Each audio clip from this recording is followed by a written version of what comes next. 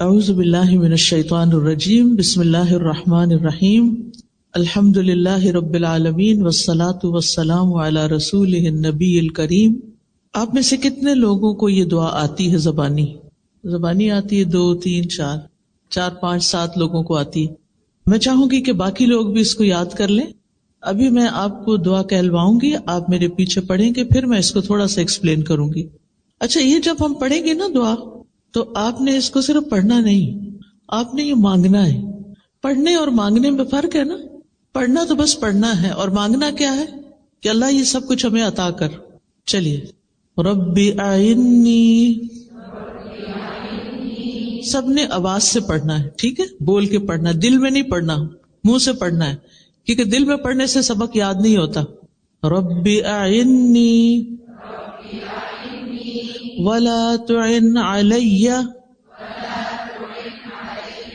وانصرنی ولا تنصر علی وامکر لی ولا تمکر علی واہدنی ویسر لی الہدی وانصرنی علی من بغی علی رب اجعلنی لک شکارا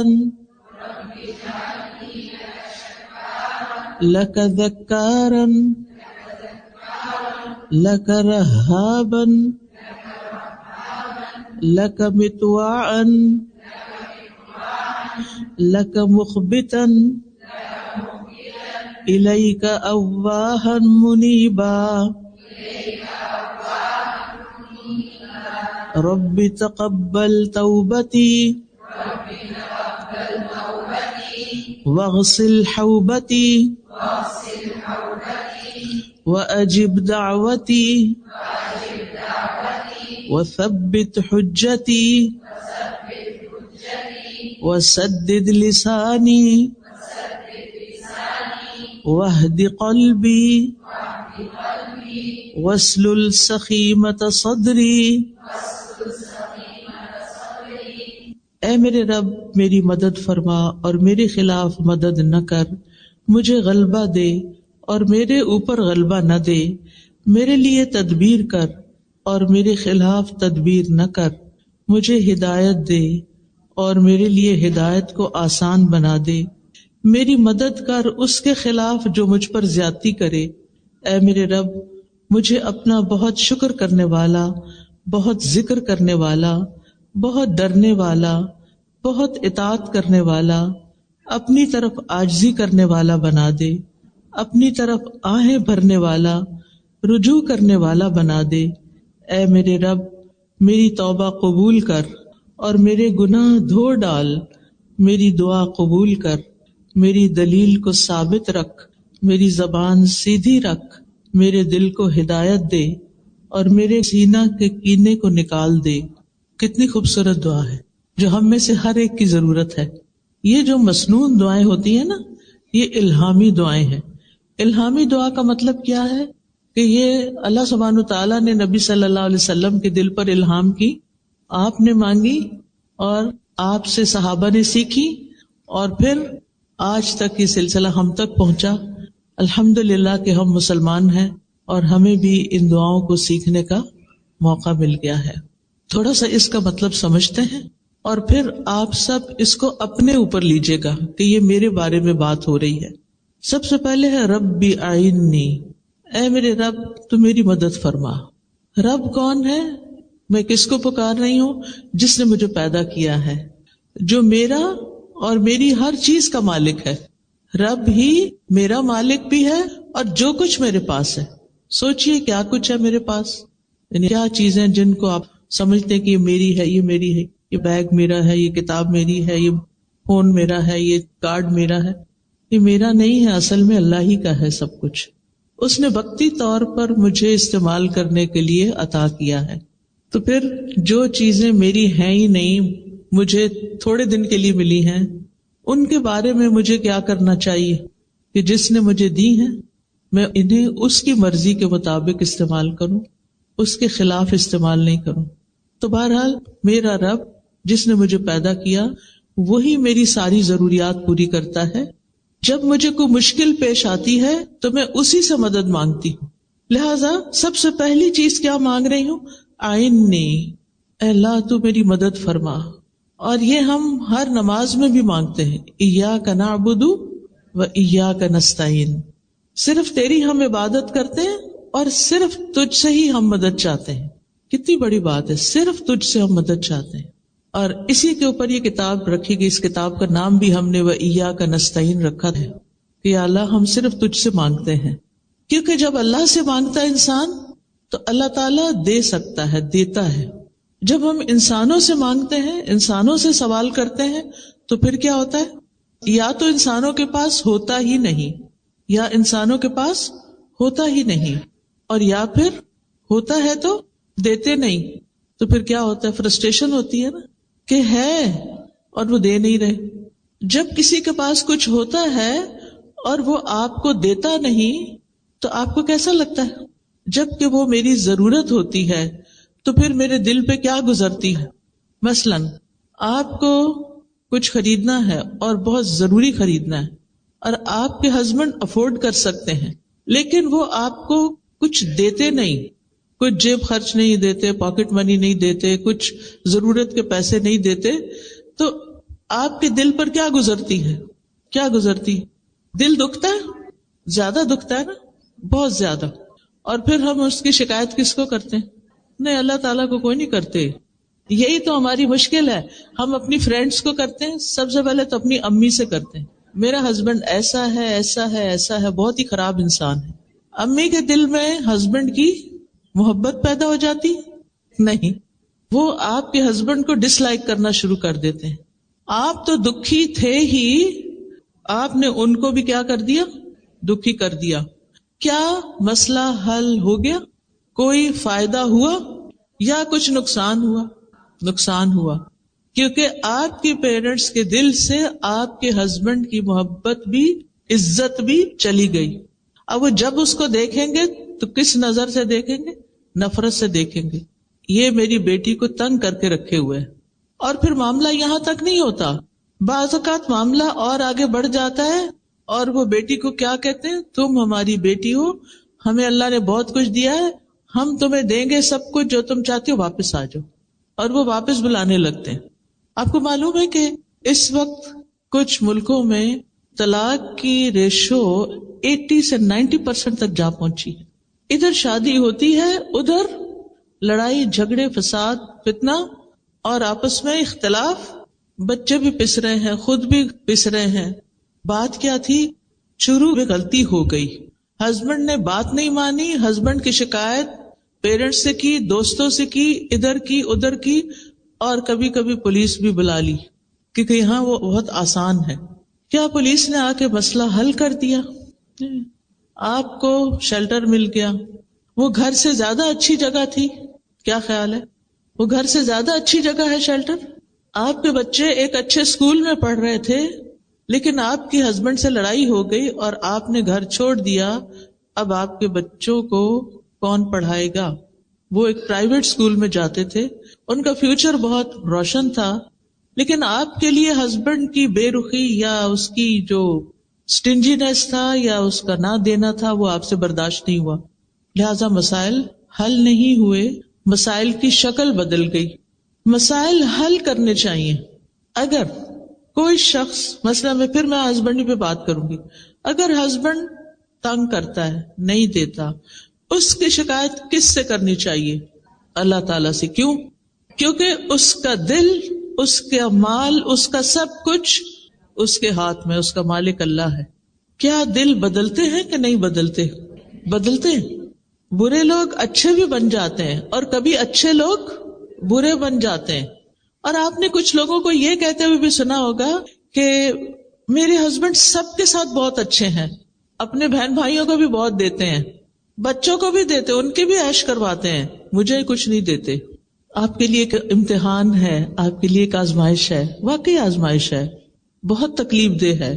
جس شخص کو اللہ نے آپ کا قوام بنایا تھا، جس کے ذمے لگایا تھا کہ وہ آپ کی ضرورت پوری کرے، لیکن وہ نہیں کر رہا، اور آپ کے لیے یہ چیز بہت مشکل ہوگی برداشت کرنا، لہٰذا آپ اس کے ساتھ نہیں رہنا چاہتے. ٹھیک ہے، وہ آپ کی چوائس ہے، لیکن آپ نے وہ نسخہ نہیں استعمال کیا، ابھی وہ رستہ نہیں دیکھا، وہ کام نہیں کیا جو آپ کو کرنا تھا آخری حد تک جانے سے پہلے، اور وہ تھا اللہ سبحانہ وتعالی سے رجوع کرنا، اللہ سبحانہ وتعالی کی مدد لینا، اللہ سبحانہ وتعالی سے تعلق قائم کرنا. ہو سکتا ہے اللہ سبحانہ وتعالی نے آپ کو ایک شخص کی مہربانیوں سے اس لیے محروم کیا ہو تاکہ آپ زیادہ سے زیادہ اللہ تعالی سے جڑ جائیں، اپنی ساری توقعات، اپنا سب کچھ اللہ کی طرف لے جائیں، کیونکہ اللہ تعالیٰ آپ سے محبت کرتا ہے. آپ کہیں گے یہ عجیب بات ہے، اللہ تعالیٰ محبت کرتا ہے تو پھر مجھے زیادہ دینا، پھر تھوڑا کیوں دیتا ہے، یا مجھے دلواتا کیوں نہیں لوگوں سے. آپ کو پتہ ہے کہ سب سے بڑی آزمائش کس پہ آتی ہے؟ انبیاء پہ آتی ہے، کیونکہ اللہ تعالیٰ ان سے بہت محبت کرتا ہے. اور یہ اللہ تعالیٰ کا طریقہ ہے کہ جس سے اللہ تعالیٰ محبت کرتا ہے اس کو کسی امتحان میں ڈالتا ہے. ابھی ایک بہن بتا رہی تھی نا، تو میں نے دل اپنا تھام لیا ان کی سٹوری سن کے کہ کس طرح بچی پیدا ہوئی تو وہ پری میچور تھی، بچی پیدا ہوئی تو وہ بول نہیں سکتی، اور ہسبینڈ نے بہت سپورٹ کیا، اور پھر کچھ عرصے کے بعد ہسبینڈ وہ بھی اللہ کے پاس چلا گیا. سبحان اللہ، یہ کوئی چھوٹی آزمائش ہے، بہت بڑی آزمائش ہے. تو ہم جب کوئی چیز چلی جاتی ہے تو کیا کرتے ہیں؟ انا للہ و انا الیہ راجعون. بے شک ہم بھی اللہ کے اور اللہ ہی کے پاس واپس جانا ہے. ہمارے پیارے بھی چلے گئے، ہم نے بھی جانا ہے، اور انسان اس کو ایکسپٹ کر لیتا ہے.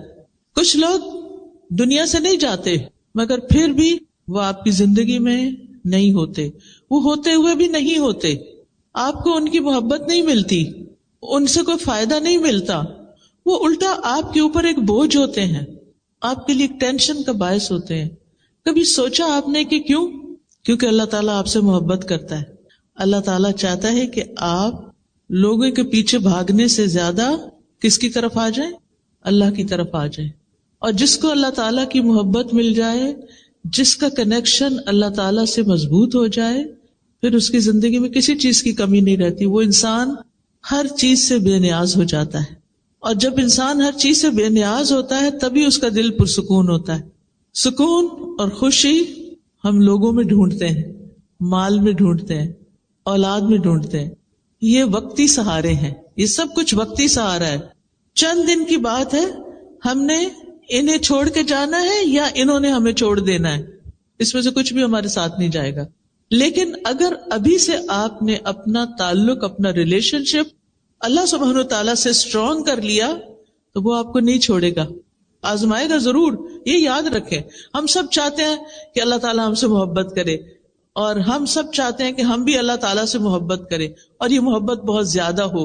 لیکن اس محبت کی قیمت ہے، اور وہ ہے آزمائش، کہ جب محبت ہوگی تو پھر آزمائش آئے گی. اور جو شخص اس کو ایکسپٹ کر لے گا کہ یہ میرے فائدے میں ہے، اللہ تعالیٰ اس کے دل کو ہدایت دے دے گا، اس کی رہنمائی کر دے گا. اور جو ایکسپٹ نہیں کرے گا، اللہ سے ناراض ہوگا، اللہ تعالیٰ اس سے ناراض ہو جائے گا. جو مشکل وقت میں اللہ سے مدد مانگے گا، اللہ اس کی مدد کرے گا. جو اللہ سے راضی ہوگا، اللہ تعالیٰ اس سے راضی ہوگا.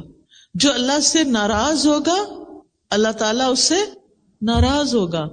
اب یہ آپ کی چوائس ہے، آپ کیا چاہتے ہیں؟ کہ وہ راضی ہو یا ناراض ہو؟ کیا چاہتے ہیں؟ راضی ہو. تو پھر ہمیں بھی کیا کرنا ہے؟ تقدیر کے فیصلوں پر راضی ہونا ہے. زندگی میں آنے والی مشکلات کو ایکسپٹ کرنا ہے، تکلیف دہ راستوں کو قبول کر لینا ہے، اور ہر تکلیف کے موقع پر یہ سوچنا ہے کہ اللہ تعالیٰ مجھ سے محبت کرتا ہے، اس لیے اس نے مجھے اس امتحان میں ڈالا ہے. یہ اس کی محبت کی علامت ہے. کیونکہ یہ بات میں اپنے سے نہیں کہہ رہی، یہ حدیث میں آتا ہے کہ اللہ جس سے محبت کرتا ہے اس کو آزما لیتا ہے. کیوں آزماتا ہے؟ اس لیے آزماتا ہے تاکہ پتہ چلے یہ اپنی محبت میں کتنا سچا ہے. یہ محبت صرف باتوں کی حد تک ہے یا اس سے آگے بھی ہے؟ اور جب کوئی اس ٹیسٹ کو پاس کر لیتا ہے تو پھر اس کے گریڈز وہی رہتے ہیں یا اوپر جاتے ہیں؟ اوپر جاتے ہیں نا. آپ ہر ٹیسٹ پاس کر کے اگلے گریڈ پہ جاتے، اگلے پہ اگلے پہ اگلے پہ اگلے پہ، اور جب اوپر جاتے جاتے جاتے اتنا ہی آپ کو اللہ تعالیٰ کا قرب نصیب ہوتا جاتا ہے، ہوتا جاتا ہے. لہذا جب کبھی مشکل آئے، تکلیف آئے، یہ دعا آپ کی نظر کے سامنے لگی ہونی چاہیے. دل بوجھل ہے، آنکھیں آنسو بہا رہی ہیں، اٹھ کے جا کے کھڑے ہو جائیں وال کے پاس، پڑھنا شروع کر دیں، ربی آئینی، اے میرے رب تو میری مدد فرما.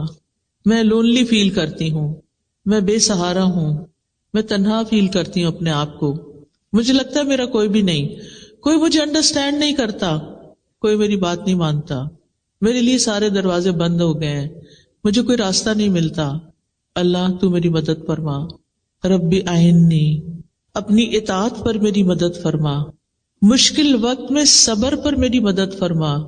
میرے فائنینشل میٹرز بہت مشکل میں آ گئے ہیں، مالی معاملات بہت تنگ ہو گئے ہیں، رزق تنگ ہو گیا ہے، اللہ میری مدد فرما.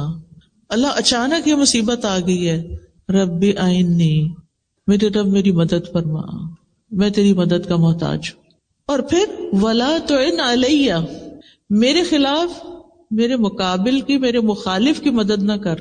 ہر انسان کو کسی نہ کسی مخالفت، دشمنی سے واسطہ پڑتا ہے، ہوتا ہے نا. کبھی وہ آپ کے گھر میں ہی ہوتے ہیں لوگ، اور کبھی وہ لوگ باہر ہوتے ہیں. کسی نہ کسی کے ساتھ آپ کا پرابلم، کوئی نہ کوئی ایشو بن ہی جاتا ہے. پھر آپ اس سے خوف کھانے لگتے ہیں کہ آپ پتہ نہیں کیا کریں گے. کل ایک بچی کا مجھے میسج آیا، بہت ہی ٹیلنٹڈ اور بہت ماشاءاللہ قابل بچی، الہدا کی گریجویٹ تھی، یونیورسٹی میں پڑھا رہی. تو اس کی پروموشن کا وقت تھا، تو کچھ لوگ خواہ اس کے پیچھے پڑ گئے، اس کے حجاب کی وجہ سے اور اس کے کچھ ایسی چیزوں کی وجہ سے. تو اس کو تنگ کرنا شروع کر دیا، اس کو ڈیلے کرنا شروع کر دیا اس میں کہ اس کو پروموٹ نہ کریں. اب وہ بہت بیچاری پریشان تھی. اب آپ دیکھیں کہ ہم میں سے ہر ایک پر ایسی پریشانیاں آتی ہیں کہ جب ہمیں مدد چاہیے ہوتی ہے، لیکن صرف اتنی بات کافی نہیں ہوتی، ہمیں یہ بھی چاہیے ہوتا ہے کہ اللہ جو میری مخالفت کر رہے ہیں نا، جو میرے پیچھے پڑے ہوئے ہیں، آپ ان کی مدد نہیں کرنا. یہ دعا چاہیے آپ کو کہ اللہ میرے مخالف کی مدد نہیں کرنا، میری مدد کرنا. ربی آئینی ولا تعن علیہ، جو مجھ پہ چڑھائی کر رہا ہے نا، جو مجھ پہ الزام تراشی کر رہا ہے، جو میرے ساتھ زیادتی کر رہا ہے، اللہ آپ اس کی مدد نہیں کریں. تو اس طرح ایک دعا کمپلیٹ ہو جاتی ہے اور آپ کانفیڈنٹ ہو جاتے ہیں اللہ تعالیٰ سنے گا اور میں اس مشکل سے باہر نکل جاؤں گی. وانصرنی، اور میری مدد کیجیے، ولا تنصر علیہ، اور میرے خلاف، میرے مخالف کی مدد نہیں کیجیے. جو مجھے ستا رہا ہے، جو مجھے تنگ کر رہا ہے، آپ اس کی مدد نہیں کرنا، میری مدد کرنا. تو آپ تبھی پروٹیکٹڈ ہوں گے نا جب ایک طرف آپ کو مدد ملے گی اور دوسری طرف جو آپ کے خلاف جا رہا ہے اس کی مدد نہیں ہوگی کہ آپ کو وہ مزید تنگ کرے، ستائے، پریشان کرے. پھر وَامْكُرْ لِي وَلَا تَمْكُرْ عَلَيَّ، آپ میرے لیے تدبیر کیجئے اور میرے خلاف تدبیر نہ کیجئے. میرے لیے تدبیر کیجئے یعنی میرے حق میں. اللہ تعالیٰ رب ہے نا، تو وہ رب کا معنی کیا پڑا ہوا ہے آپ نے یہ بتائیے؟ خالق، مالک اور مدبر. اللہ تعالیٰ خالق ہے، پیدا کیا، میری ہر چیز کا مالک ہے، اور میرے سارے معاملات کی تدبیر بھی وہی کرتا ہے، میرے لیے وہی پلان کرتا ہے. آج مجھے صبح کسی نے کہا یوں لگتا ہے اللہ تعالیٰ آپ کے لیے ساری پلاننگز کرتا ہے. میں نے کہا اس میں کوئی شک نہیں ہوتا، سب کے لیے کرتا ہے، اور یہ حقیقت ہے، لیکن ہم اس کو محسوس نہیں کرتے کیونکہ ہم شکر ادا نہیں کرتے. جو ہمیں ملتا ہے وہ ہمارے فائدے کا ہوتا ہے، لیکن ہمیں اس کی قیمت ہی نہیں پتا ہوتی. بعض اوقات ایسا ہوتا ہے نا کہ کوئی شخص آپ کو گفٹ دیتا ہے، بظاہر وہ ذرا سمپل سا لگتا ہے لیکن ہوتا بہت اوریجنل ہے، بہت ایکسپینسو ہوتا ہے. آپ کو بیچاروں کو پتہ ہی نہیں کہ اس کی قیمت کیا ہے. آپ کیا کرتے ہیں؟ اٹھا کے رکھ دیتے ہیں یا کسی کو آگے چلا دیتے ہیں، اور پھر آپ کو کوئی بتا دے تو پتا وہ چیز کتنے کی تھی. آپ کہتے ہیں اچھا یہ تھی اس کی قیمت. پھر آپ ہاتھ ملتے، اوہ میں نے تو قدر ہی نہیں کی. تو اللہ سبحانہ و تعالیٰ مختلف طریقوں سے ہماری مدد کرتا ہے، ہمارے لیے پلان کرتا ہے، لیکن ہم اس کی قدر نہیں کرتے، ہم اس کو اپنے خلاف سمجھتے ہیں. تو آپ یہ دعا مانگتے رہیے کہ اللہ تعالیٰ آپ کی تدبیر میرے حق میں ہو، میرے خلاف نہ ہو.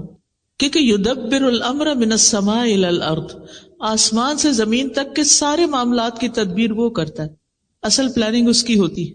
اس کے بعد وہدنی، اور آپ میری رہنمائی کیجئے. آپ کو کس کس چیز میں رہنمائی چاہیے ہوتی ہے؟ صرف دین کے معاملے میں؟ ہر معاملے میں. مثلاً اس کورس میں آپ نے داخلہ لیا جس میں آپ نے گریجویٹ کیا، ہو سکتا ہے آپ کے وہم و گمان میں بھی نہ ہو، آپ کو خیال بھی نہ ہو، اور اچانک کہیں سے کسی نے بتا دیا اور آپ بس ایسے ہی چلے آئے، اور پھر آپ کو اللہ کی کتاب کی سمجھ مل گئی. تو یہ کس نے گائیڈ کیا تھا؟ اللہ نے اصل میں کیا تھا، اور کسی کو بھیجا تھا آپ کی رہنمائی کے لیے کہ وہ آپ کو کنونس کر لے کہ یہ کر لو. لیکن ہم اس کو بلیسنگ نہیں سمجھتے کہ کسی نے مجھے بتایا، بلکہ بعض اوقات ہم اوفینڈ ہو جاتے ہیں. میرے اندر تمہیں کیا کمی نظر آتی ہے کہ تم مجھے کہتی ہو کہ کورس کر لو، قرآن پڑھ لو، تم بھی پڑھ لو، تم بھی پڑھ لو. آئی ایم پرفیکٹ، میں سب ٹھیک ہے، میرا کچھ مجھے مشکل نہیں. کیونکہ اللہ تعالیٰ کی رہنمائی بعض اوقات دل میں آتی ہے ڈائریکٹ، بعض اوقات کوئی انسان آ کے بتاتا ہے، بعض اوقات ہم کسی کتاب سے کوئی چیز پڑھتے ہیں تو ہمیں سبق مل جاتا ہے، بعض اوقات ہم کوئی لیکچر سن رہے ہوتے ہیں اور اس میں ہمیں رہنمائی مل رہی ہوتی ہے.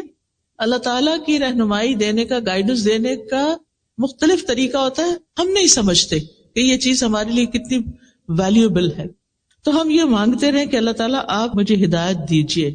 وَيَسِّرْ لِيَ الْهُدَى، اور ہدایت کو میرے لیے آسان کر دیجیے. جو راستہ میرے لیے صحیح ہے، میرے لیے اس راستے پہ چلنا اور منزل تک پہنچنا آسان ہو جائے. لندن کی ٹریفک تو لندن والوں کو خوب پتا ہے.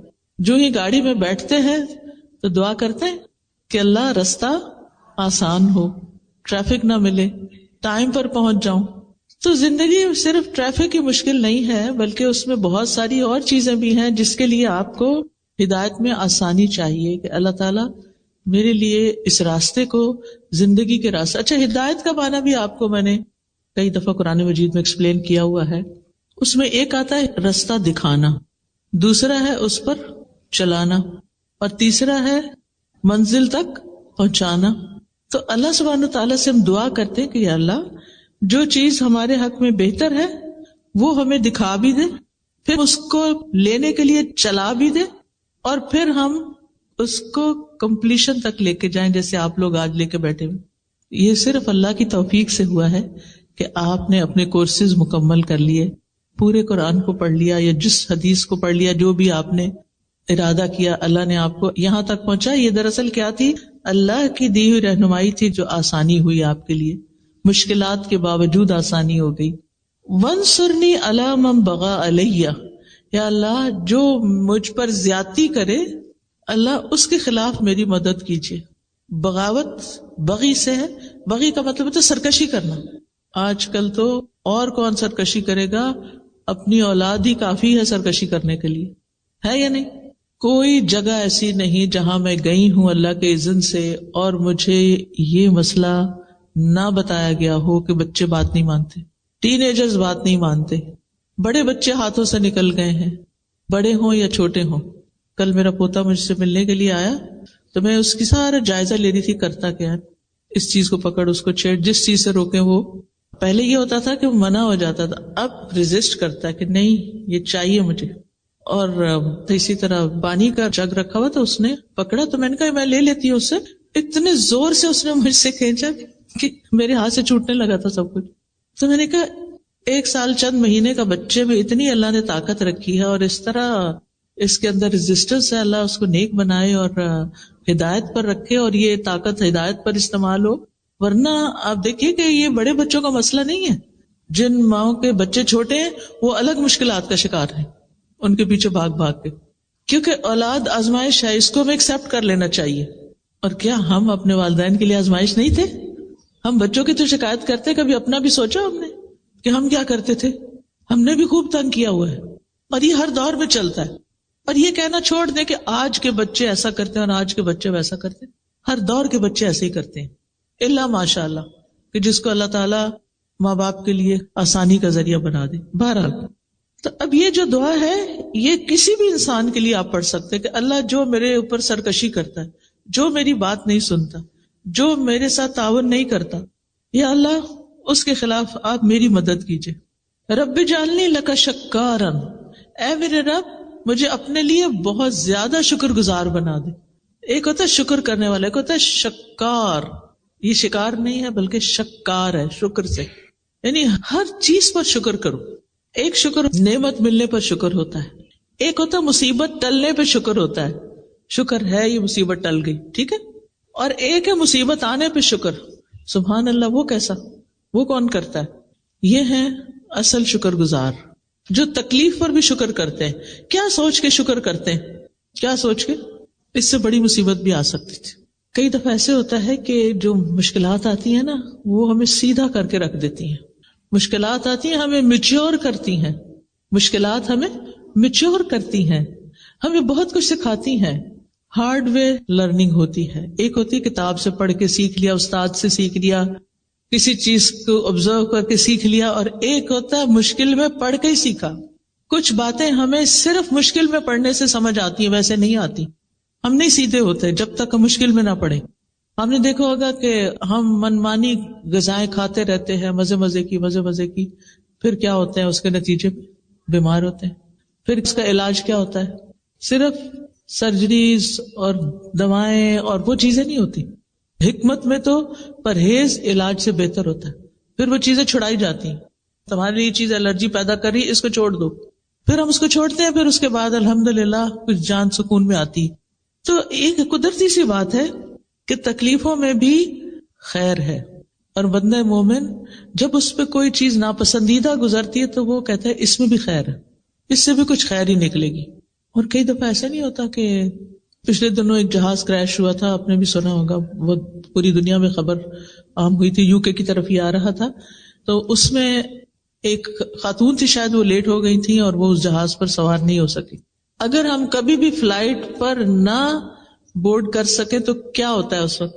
ہم سمجھتے ہیں کہ دنیا لٹ گئی، بس سب تو پیچھے ہی رہ گئے. لیکن کبھی ایسا بھی تو ہو سکتا ہے نا کہ اسی میں ہی خیر ہو، کہ آپ کسی مصیبت سے بچیں. کبھی ہمارے کہیں پہنچنے میں خیر ہوتی ہے اور کبھی ہمارے وہاں نہ پہنچنے میں خیر ہوتی ہے. کبھی ہم اتنی دعا کرتے ہیں اللہ حج پہ لے جا، لیکن ہر طریقہ اختیار کرتے نہیں جا سکتے، کوئی خیر ہوگی نا. اور کبھی ہم سوچتے بھی نہیں اور اللہ تعالیٰ ہمیں پتہ نہیں کہاں سے کہاں پہنچا دیتا ہے، اس میں بھی خیر ہے. تو آپ زندگی میں اگر ہر حال میں شکر کرنے والے ہیں نا، تو آپ خوشحال انسان ہیں، پرسکون انسان ہیں. اور یہ سبق سیکھنا انتہائی ضروری ہے، اور اس کے لیے مدد مانگنا ضروری ہے. رب اجعلنی لک شکارا لک ذکارا، اپنا بہت زیادہ ذکر کرنے والا بنا. دل میں بھی ذکر ہو، زبان پہ بھی ہو، اور باتوں میں بھی اور عمل میں بھی. لک رہابا، اپنے سے بہت زیادہ ڈرنے والا بنا. کیونکہ انسان اللہ تعالی کی اطاعت کر نہیں سکتا جب تک اللہ سے ڈرتا نہیں.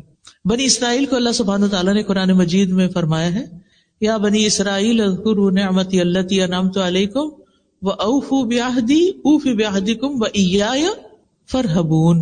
اسی سے لفظ راہب ہے، راہب ہوتے نا. تو اللہ ہمارے اندر رہبت پیدا کر دے، اپنا خوف پیدا کر دے. لک مطواعن، اپنا بہت اطاعت گزار بنا دے. لک مخبتن، اپنے لیے بہت عاجزی کرنے والا بنا دے. اخبات ہوتا ہے عاجزی اختیار کرنا.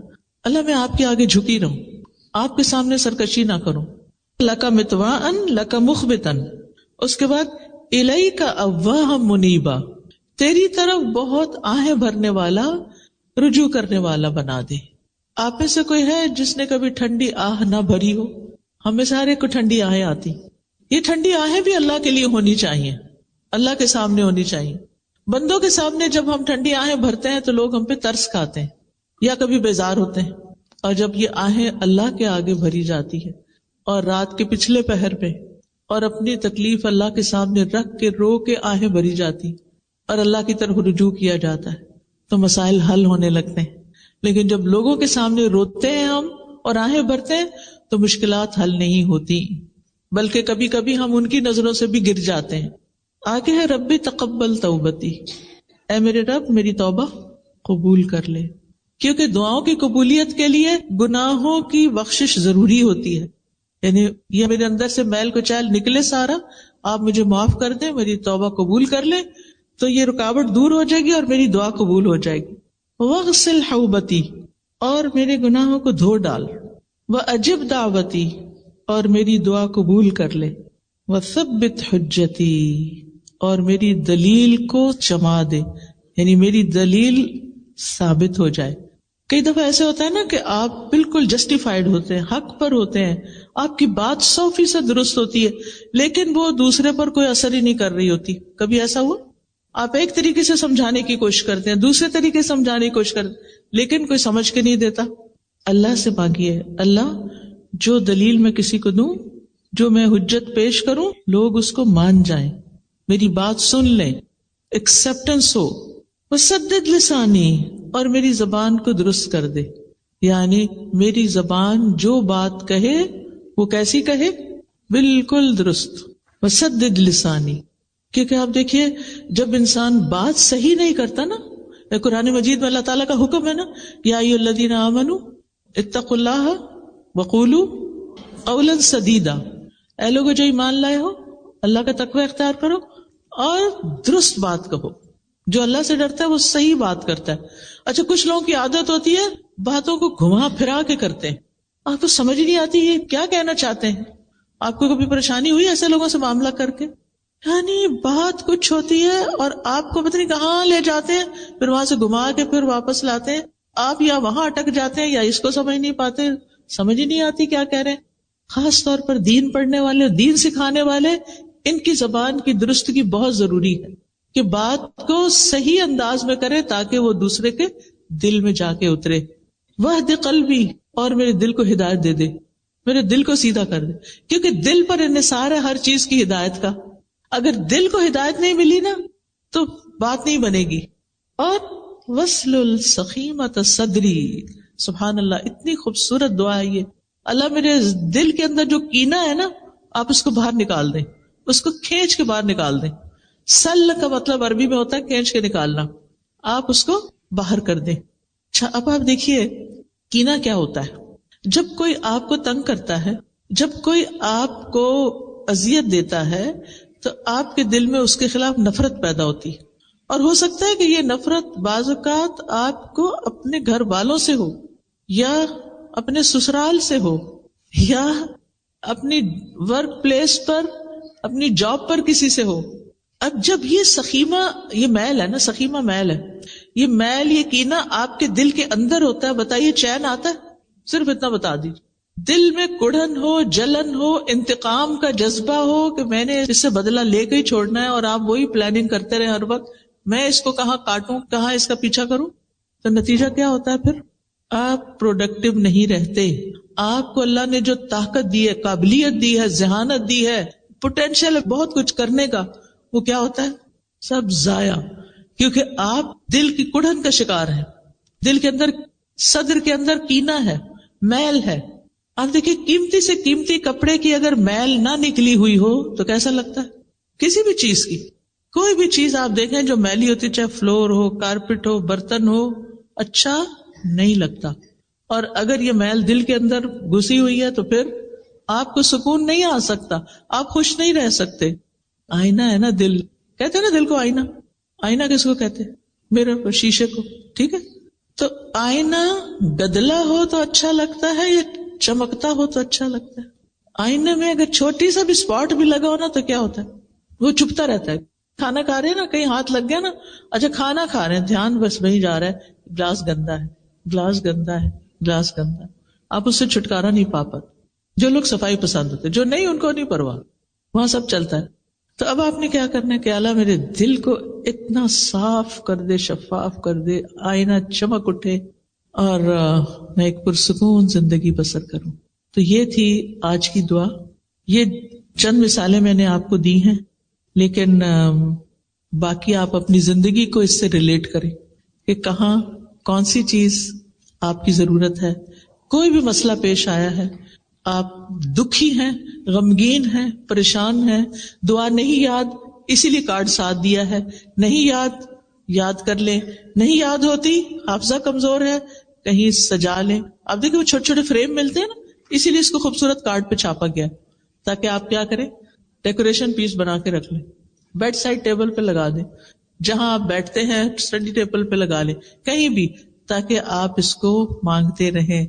وَلَمْ أَكُمْ بِدُعَائِكَ رَبِّ شَقِيًّا، اے میرے رب تجھ سے دعا مانگ کر تو میں کبھی بھی نامراد ہوا ہی نہیں. سب کچھ مل جاتا ہے.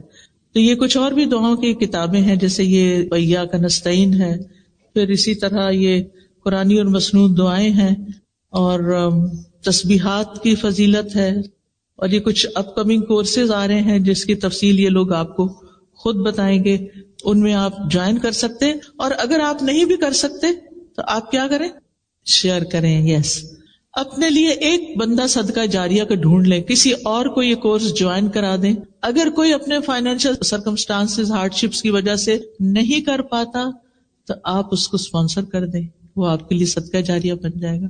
کسی نہ کسی سے بات کریں. اگر کوئی آپ کی وجہ سے اس رستے پر آ جاتا ہے تو آپ کے لیے سرخ قیمتی اونٹوں سے بھی زیادہ بڑی دولت ہے. یہ بات آپ نے حضرت علی رضی اللہ عنہ کو فرمائی تھی کہ اے علی، تمہارے ذریعے ایک بندہ ہدایت پا جائے تو یہ سرخ قیمتی اونٹوں سے بھی زیادہ بڑی دولت ہے، مرسڈیز سے زیادہ بہتر ہے. تو اللہ سبحانہ تعالیٰ سے دعا ہے کہ اللہ تعالیٰ ہمیں اس پر عمل کرنے کی توفیق دے. میں اس کو ایک دفعہ اور مانگوں گی تاکہ آپ مانگ سکیں. پہلے تو آپ نے سمجھے بغیر پڑھی تھی نا، اب آپ نے صرف آمین کہنا ہے اس پر، ٹھیک ہے؟ آپ نے بولنا نہیں میرے ساتھ، میں بولوں گی اور آپ نے آمین کہنا ہے. رب اعنی ولا تعن علی وانصرنی ولا تنصر علی وامکر لی ولا تمکر علی واہدنی ویسر لی الہدی وانصرنی علی من بغى علی رب اجعلنی لک شکارا لک ذکارا لک رہابا لک مطواعا لک مخبتا الیک اواہا منیبا رب تقبل توبتی واغسل حوبتی واجب دعوتی وثبت حجتی وسدد لسانی واہد قلبی واسلل سخیمۃ صدری. آمین. میں ہمیشہ سوچتی ہوں دنیا کے لیے کام کرنے والے تھکتے نہیں، تو دین کے لیے کام کرنے والے چھوٹے چھوٹے سٹیپس پہ کیوں تھک جاتے ہیں. مجھے یاد ہے کہ میں جب گلاسگو یونیورسٹی میں پی ایچ ڈی کر رہی تھی تو ہماری یونیورسٹی ہل پر تھی. گھر سے واک کر کے جاتے تھے، کبھی گاڑی پہ نہیں گئے، کبھی بس پہ نہیں گئے، تو آدھے گھنٹے 20 منٹ کی شاید واک ہوتی تھی تو اوپر جانا ہوتا تھا. اور میں سوچتی تھی کہ میں ایک مسلمان ہوں، میں پورے حجاب میں ہوں، اگر میں سستی والی چال چل رہی ہوں تو میرا اسلام کیسا نظر آئے گا؟ سست. اسلام کا نام بدنام ہوگا. مجھے ان سے بھی آگے جانا ہے. میں انتہائی تیز واک کر کے جاتی تھی. پھر یہ تھا کہ اس وقت تیمیہ پیدا ہونے والی تھی، میں پریگننٹ ہو گئی. اب وہ دن بدن جسم بھاری ہوتا جا رہا تھا، بوجھ بڑھتا جا رہا تھا اور واک تھوڑی سی کم ہو رہی تھی. لیکن پھر بھی آخری دم تک میں نے بھرپور کوشش کی کہ میری چال میں سستی نہ آئے. میں سوچتی تھی ان کے پاس تو ایمان نہیں، جن کے بیچ میں چل رہی، ان کے پاس ایمان نہیں، یہ تو اللہ کو نہیں پہچانتے، یہ تو کسی دین کو نہیں جانتے. تو مجھے اگر ان سب چیزوں کی پہچان ہے تو مجھے ان سے زیادہ محنت کرنی چاہیے. ان کے سامنے دنیا ہے، میرے سامنے آخرت ہے.